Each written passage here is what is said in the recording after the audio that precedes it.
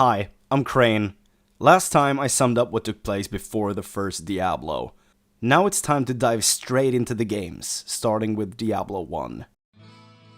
Archbishop Lazarus was a guardian of Mephisto's soulstone in Kurast, and became a trusty advisor to Leoric, king of Kandurus. Mephisto kept himself busy while imprisoned. He corrupted the Zaka room from the inside and got into Lazarus' head. Lazarus, having been corrupted by Mephisto, made sure that King Leoric made the town of Tristram his new seat of power. And so he did, but not long after, Diablo awoke far beneath the town's cathedral.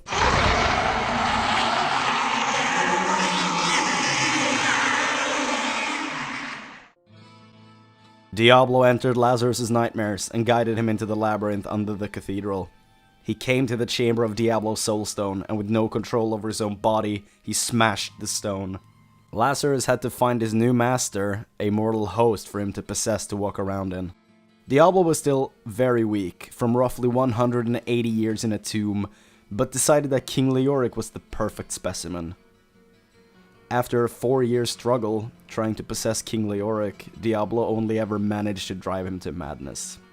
His condition worsened quickly, and finally he ordered anyone that questioned him to be executed. Even his wife was accused of being a traitor to the crown and got beheaded. My lord, the prisoner is ready, as you requested.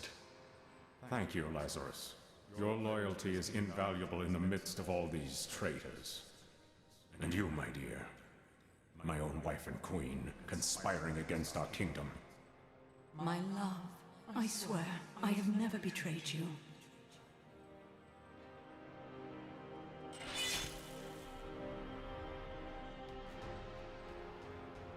Lies, until the very end.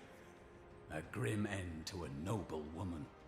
I am proud to have played my part in Leoric's fall. Leoric became so twisted that his own subjects started calling him the Black King.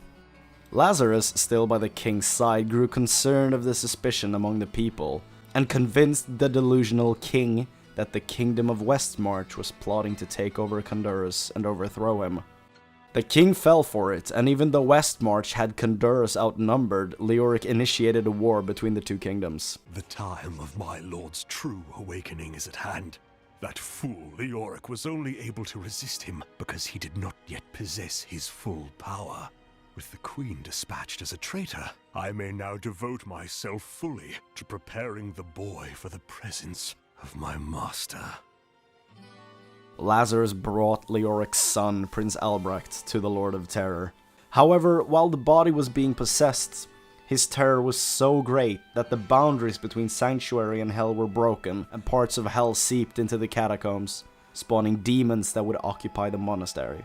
When King Leoric realized that his son had gone missing, he went over the deep end.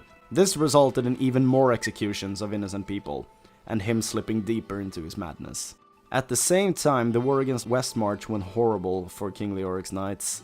Eventually, his lieutenant Lochdannen returned from the war and found out that he now also was accused of the kidnapping. He confronted the king, begging him to explain his actions. Leoric simply condemned Lochdannen and his men as traitors. Keep your distance from him. This burden is mine to bear. May death bring peace from your madness, Leoric. Traitors! Even in death, the armies of Kandurus will still obey their king, even if you will not.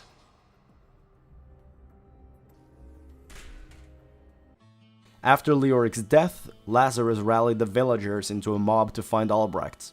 However, he led them right into the lair of the Butcher, a horrible demon overlord. After this action, Lazarus vanished deep into the monastery. Despite his crimes, Leoric had a proper burial beneath the cathedral. However, his job was not yet done, as he arose from death as the Skeleton King, commanding an army of undead with the goal of taking back his kingdom. After all of this, Tristram had very few inhabitants left after Lazarus' horrible scheme. One of them was called Deckard Cain.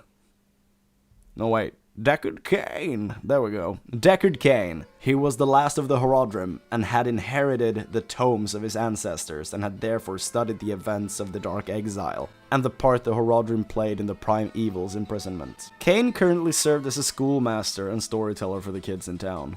However, he was not the only survivor. There was Griswold the blacksmith, Pepin the town healer, Adria, a witch, and also the most recent addition to the town, Farnham the drunk, Gillian the barmaid, Ogden the tavern owner, and Wirt the peg-legged boy. But for now, back to Deckard Cain. Cain welcomes a traveling adventurer back home and informs him on the condition of the land. He also recommends to him other people who could aid him in the cleansing of the cathedral. One being a rogue named Morena, who was part of the Sisters of the Silas Eye. The other being Jazreth, a Vigere sorcerer. And who was the traveler? As of the end of Diablo 2, we still do not know his identity.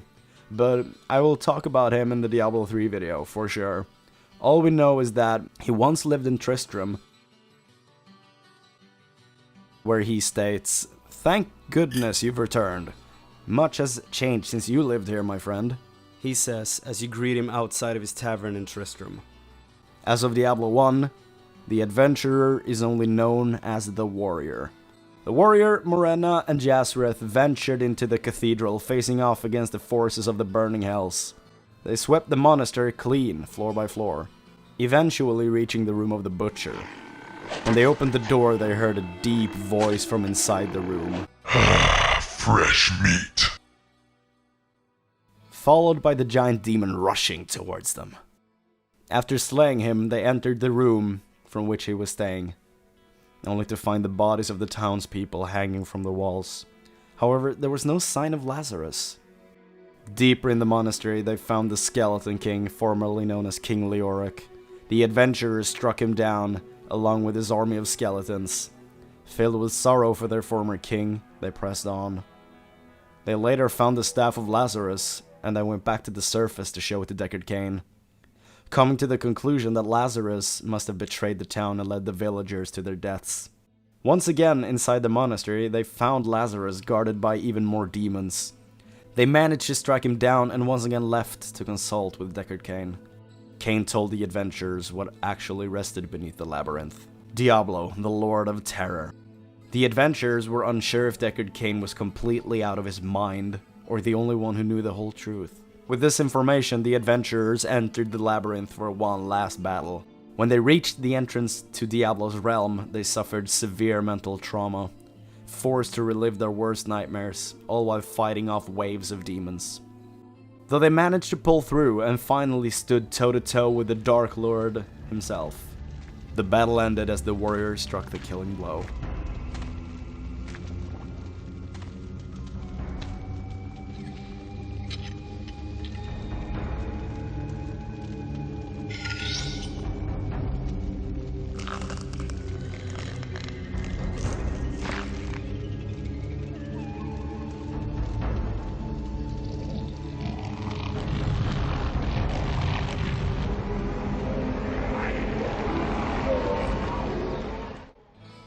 This revealed to the adventurers that the king's son had in fact been used as the host for Diablo.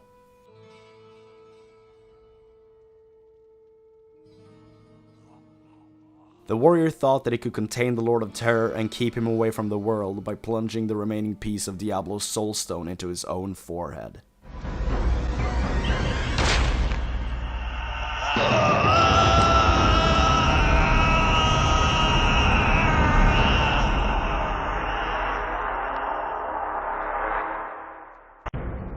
The Soul Stone burns with hellfire as an eerie red glow blurs your vision. Fresh blood flows into your eyes, and you begin to hear the tormented whispers of the damned. You have done what you knew must be done. The essence of Diablo is contained. For now. You pray that you have become strong enough to contain the demon and keep him at bay. Although you have been fortified by your quest, you can still feel him, clawing his way up from the dark recesses of your soul. Fighting to retain control, your thoughts turn toward the ancient mystic lands of the Far East.